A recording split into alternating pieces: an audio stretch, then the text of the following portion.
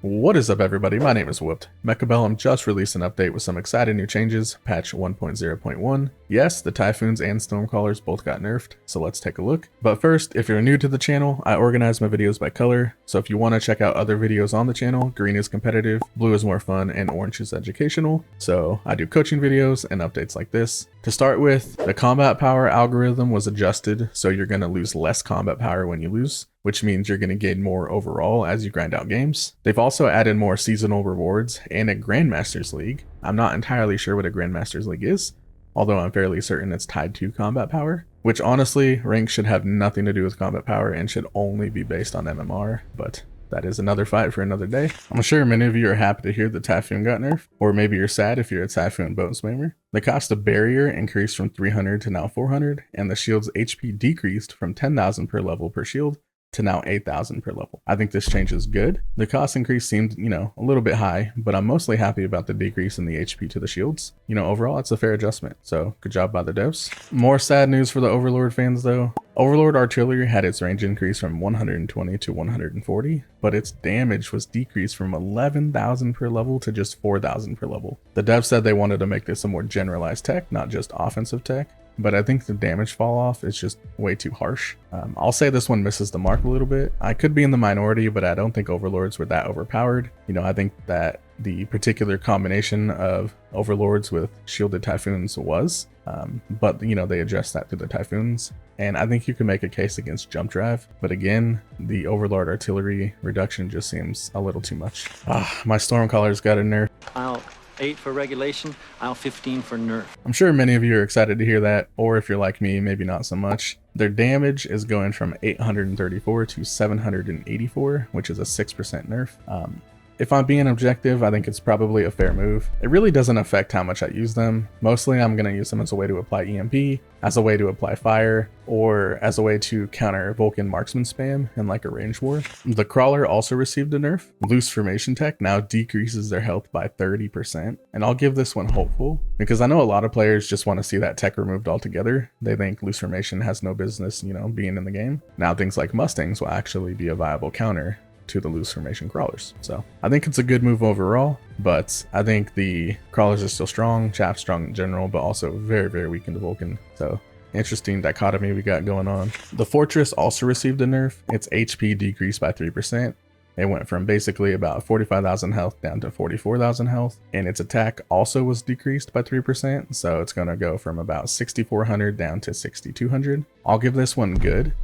The reason is because fortresses are pretty strong. It does tone them down just slightly, so I think it's an okay move overall because they are in a, I wouldn't say overpowered, they're not overpowered, but they're in a pretty strong state. So good move overall. I think it's a fair adjustment. Marksman got a small nerf. The attack skilling on Elite Marksman is going to go from 20% to 17% per level. Overall, this probably will not affect too many games, but the games that you end up with a big Marksman, you may feel the difference. I'm not going to grade it because honestly, I'm not sure how much of a difference it will make. They have a lot of overkill as it is, but at the same time, sometimes you do need them to help you take down larger units where, you may feel the effects.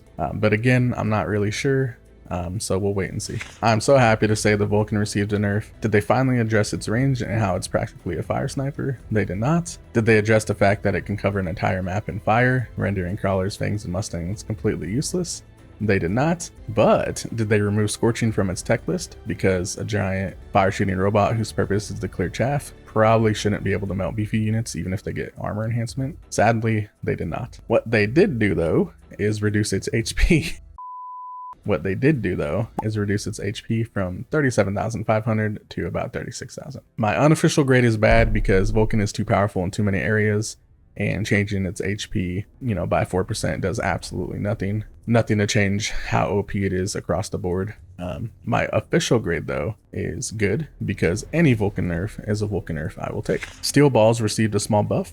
Its fortified target lock no longer comes with decreased range. I give this great. It's a much needed change and it should make the tech a little bit more viable.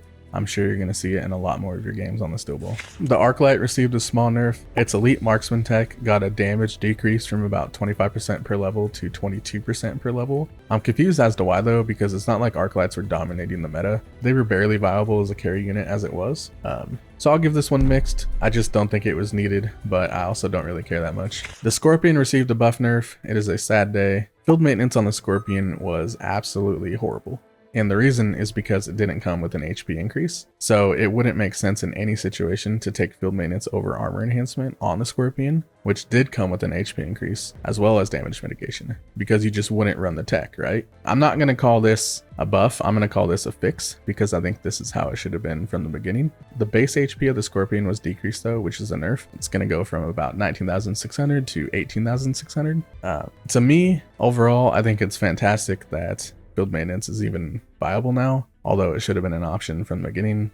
I do not like the HP decrease at all. In a meta dominated by giants, the Scorpion is kind of one of those units that you can count on to combat that, and they have a serious downside because of how powerful Chaff is right now, and so I just don't think the base HP decrease was needed, but I could be biased given that it is my favorite unit. I'm going to give this one mixed, because better late than never on fixing field maintenance. The Fire Badger received a couple buffs. The cost of Napalm was reduced from 300 to 200, and the cost of Scorching Fire was reduced from 250 to 200. These are pretty significant changes, Napalm especially. I have mixed feelings about this one too. Individually, I think it's a good move for the Fire Badgers. I feel like they needed a little bit of something to make them more viable. They're not a bad unit, right? They're not. But they could use just a little bit of a push. Holistically, like from a game standpoint, I hate the idea of encouraging even more fire on the board. I think fire is already a problem. You know, whether that's oil from the tower, Vulcan Incendiary Bomb, Vulcan Oil Bomb, especially when combined with Incendiary, or Storm Incendiary Bomb. Fire is just too powerful, and so giving Napalm a 33% discount seems bananas from that standpoint. So I'm going to give this one mixed. Good for Badgers, bad for those like me that want to see fire nerfed, not encouraged. And last on the list, the Tarantulas got a little bit of love. The cost of armor piercing bullets was reduced from 200 to 150. Will it make the Tarantula more viable? I'm not sure it will, but we'll have to see. If you enjoyed the content, consider subscribing. I'm Whooped. Thanks for watching. This is Mechabellum, and it's going down.